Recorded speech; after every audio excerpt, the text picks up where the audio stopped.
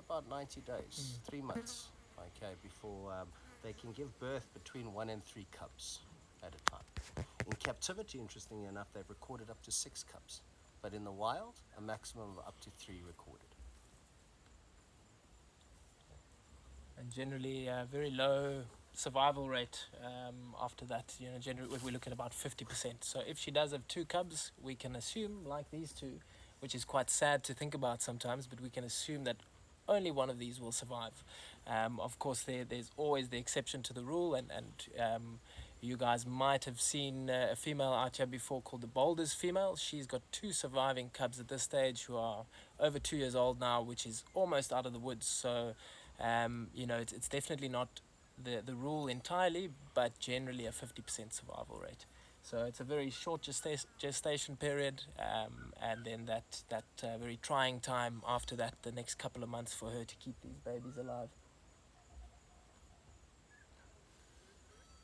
Look at that, guys.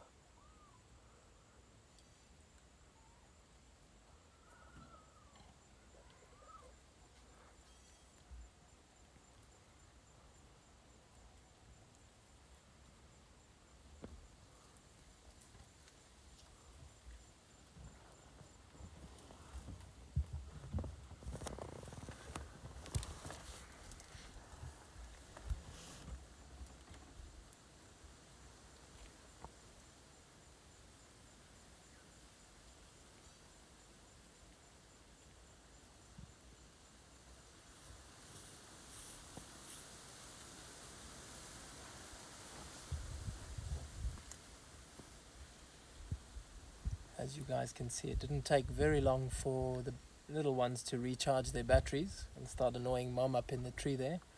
Um, Purely the reason she came down is because of that. You could see getting very attentive towards mom. But yeah, we just have to reiterate, guys, the extreme privilege that we're experiencing right now. This moment or this scene or relationship is something that is generally so secretive and so intimate that this female doesn't tolerate any other species anywhere near to this den site, or temporary den site, should we say. So the fact that she's allowed us in here, that is obviously owed to the habituation. This female is habituated to the vehicle. We're a trusted shape, I guess you could say. But it makes you realize how lucky we are to be witnessing something like this, and that she's allowed us right into the center of her world, doing exactly what she would be doing if we weren't here. I mean, it doesn't take an expert to see that we have not influenced these animals negatively in any way since arriving.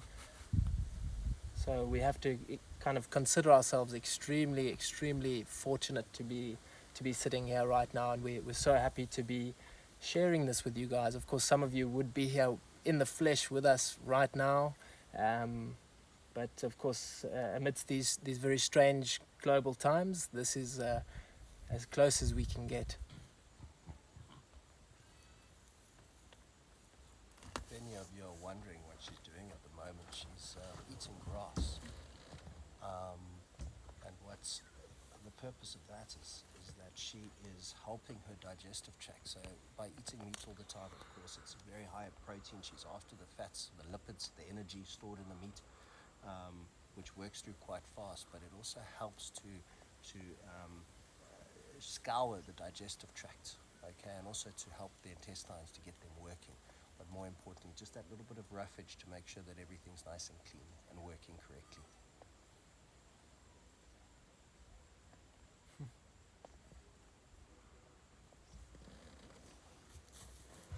we might witness a bit of rough and tumble now. You'll see these little ones, as soon as they wake up, they become very playful, which is, of course, is extremely cute, and we all love it.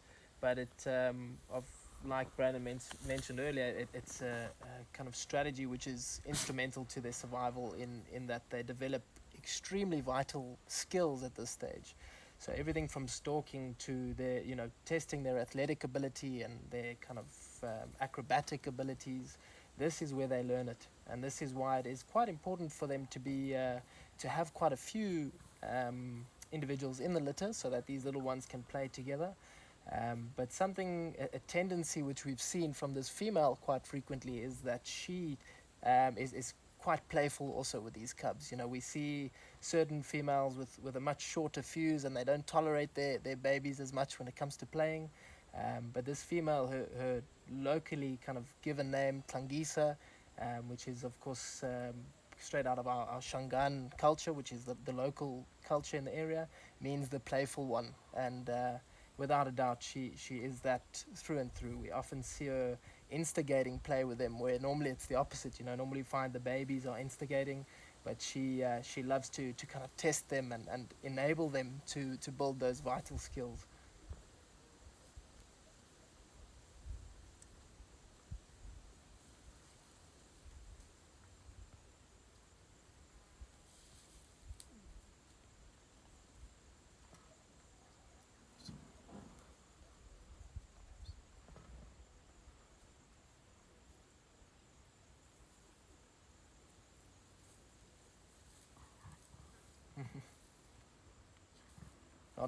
Not very tolerant today, obviously.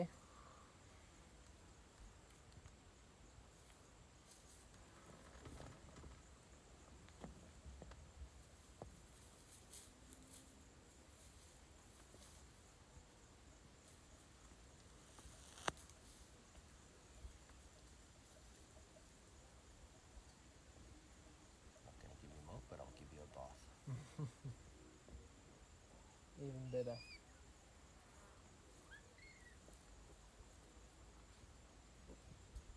Incredibly rough tongue leopards have, um, which is really handy around kills, licking off meats, rasping off meat, should I say. Little bits and pieces, especially to those areas which you can't really get your teeth around, like the ball joints, etc., and the ribs. But it also serves as a very handy cleaning instrument. And leopards are meticulous groomers. They like to keep themselves really clean, for obvious reasons, because that coat is their livelihood. So you need to keep it in pretty good nick to make it effective.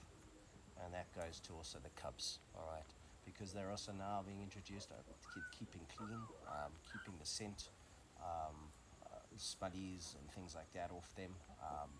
It's also teaching them to be more conscious about grooming.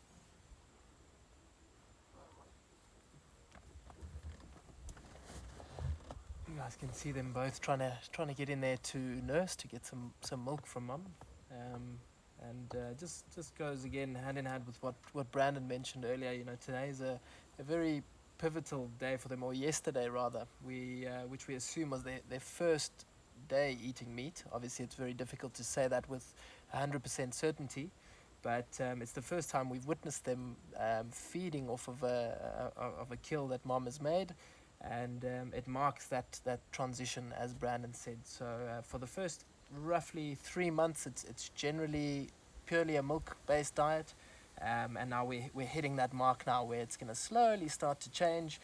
It'll become a more balanced diet, mixing between the two, and generally anywhere from 6 months to a year. In some cases you might see it, but generally from a 6 months old, this female will start weaning them off of milk completely, sometimes even a little bit earlier.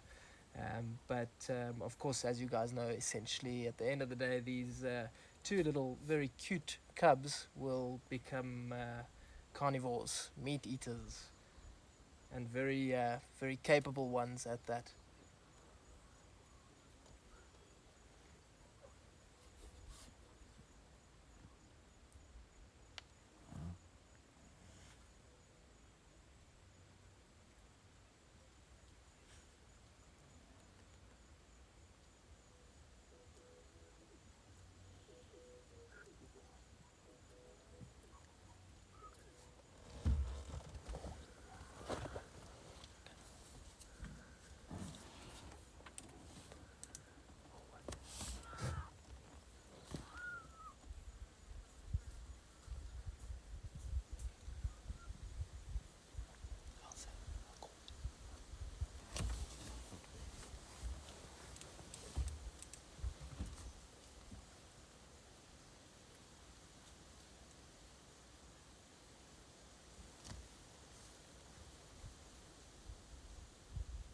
Alrighty, guys. So I think this is almost our cue. Also, of course, losing a bit of light.